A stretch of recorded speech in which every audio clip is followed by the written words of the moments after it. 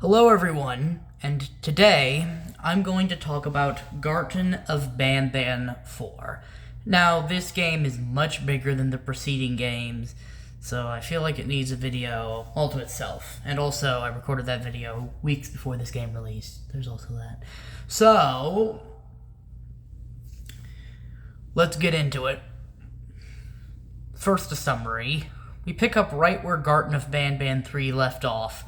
We have Little Beak, that's what the Opila chick in this game is called, with us. We are then chased by, I still can't pronounce their names, the two-headed boss fight from the third game. And this game, it makes it abundantly clear that no matter how horribly beaten up these things get, they don't seem to perish. They don't even perish for a little while. They only stay down for a little while. They get knocked out more than anything else. That seems to be the major takeaway. And you might ask why, because there's much more than him that's returning from the previous games. But we'll get to that. So, following that chase, we find a yellow key card. However, said yellow key card, yellow remote. The yellow remote is a lie. It's a trap. Set by Sheriff Toadster. Sheriff Toadster is our main ally in this game. Or one of our main allies in this game. So, sorry, I had to cough there. It should be noted that, as I was saying,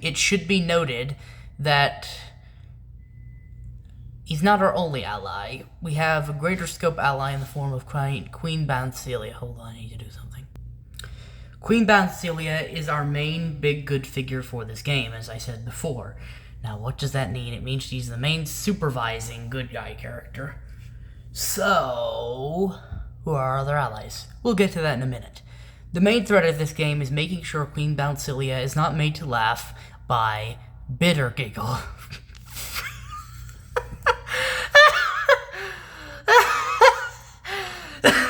I'm not even joking. That's his actual name, too. You don't believe me? Look it up for yourselves. So, our main goal is to stop Bitter Giggle. We retrieve the first elevator part out of 3 so that we can repair the elevator so that it can go up as well as down. Because it can't go anywhere, or maybe it can only go down. We'll see about that later. Anyway, so we retrieve that first part, but then we run the risk of being attacked by Nab. I'm not even joking either. Nab is still around after being knocked out by Stinger Flynn back in Chapter 3. He is very much still around.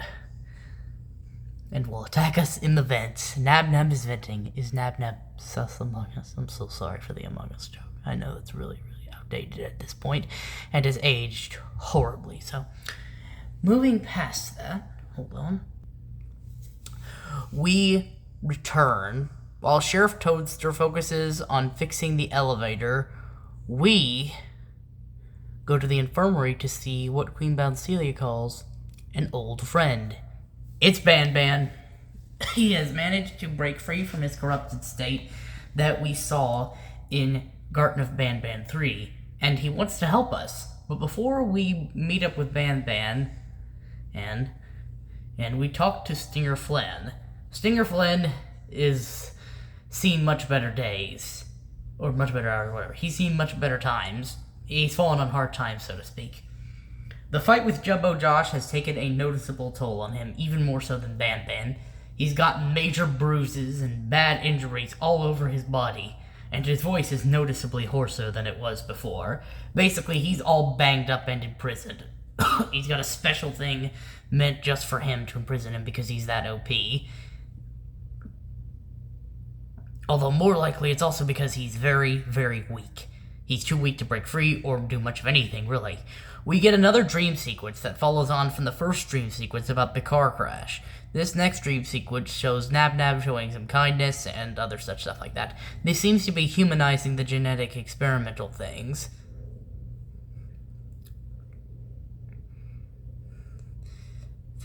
Then, Choo Choo Charles appears out of nowhere This is one of the main moments of the game. It's a main highlight. But unlike last time, this is not my favorite scene in the game. The car scene, of course, takes the cake. That was the best thing in those first 3 games. But I think I might have something that's even better than it.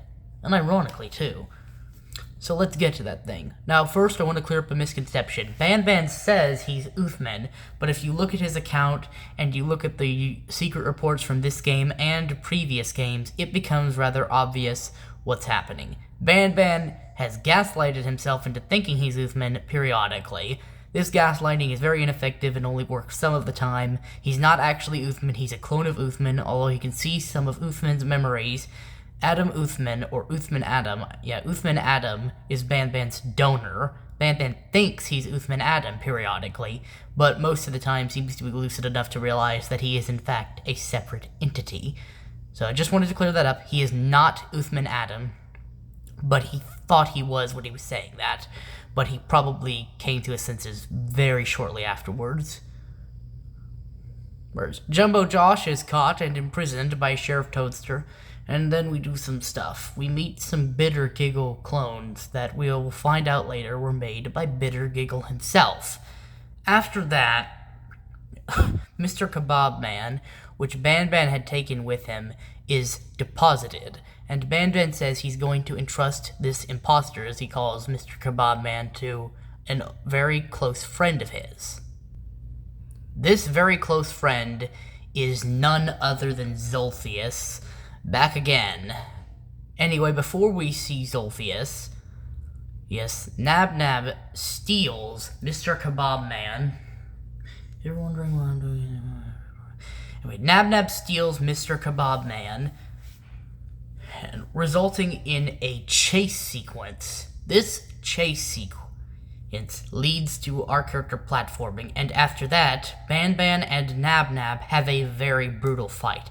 A fight in which Nab attempts to eat Banban's head, and in response, Banban goes all Venom mode and gets into his corrupted form, throwing Nab across the room and hitting him into a wall, knocking him unconscious.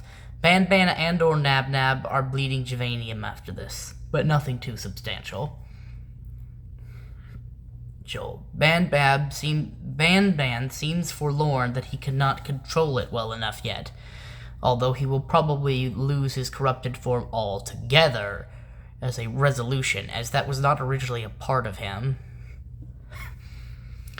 After this, we retrieve the second elevator part while Banban goes to clean up and probably deposit Nab somewhere for safekeeping, while also giving Kebab Man to Zolphius. We head back to the kingdom and begin our third leg of stuff.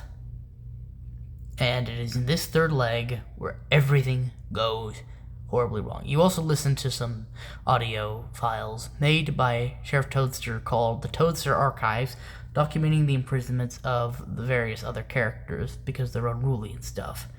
Primarily Slow Celine, Jumbo Josh, Banbalina, and Opilabird and Tartabird. Eventually, you complete a puzzle and you find Bitter Giggle. He runs away and sicks the Kittysaurus on you. The Kittysaurus attacks your character. You manage to knock the Kittysaurus out. You do some stuff with crystals and you get the third piece, but it turns out that last part was a trap by Bitter Giggle. Bitter Giggle is determined to make Queenbound Celia laugh, no matter the cost, even if it causes an apocalypse. And so he decides to leave our character in a room. There is some interesting lore that can be inferred from one of his voice lines, and that voice line is also a very savage voice line. I'll quickly tell you what it is. He says, "Because unlike you, the path to reuniting with my family has never been clearer." Not necessarily those words, but something very similar to that. In addition to being a savage burn, it actually has some lore implications, which I will get into a little later in the video. For now, we head back to the kingdom and find Sheriff Toadster has been knocked unconscious, probably by Kittysaurus and Bitter Giggle. Bitter Giggle and Kittysaurus probably teamed up to surprise attack Sheriff Toadster and knock him unconscious. They have also toppled over the throne and are confronting Queenbound Celia over a few pits of Javanium. Well, not pits, but like tanks of Javanium, oil tanks of Javanium, oil drums of Javanium, big oil drums of Javanium, big Javanium drums. So, Queen Balsia jumps down. This accidentally causes his little beak to fall off and fall into a Javanium vat, into a vat of Javanium, or a tank of Javanium, a drum of Javanium.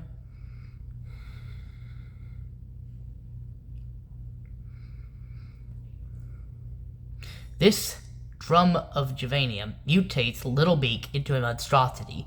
The queen is horrified by this and calls it chaos.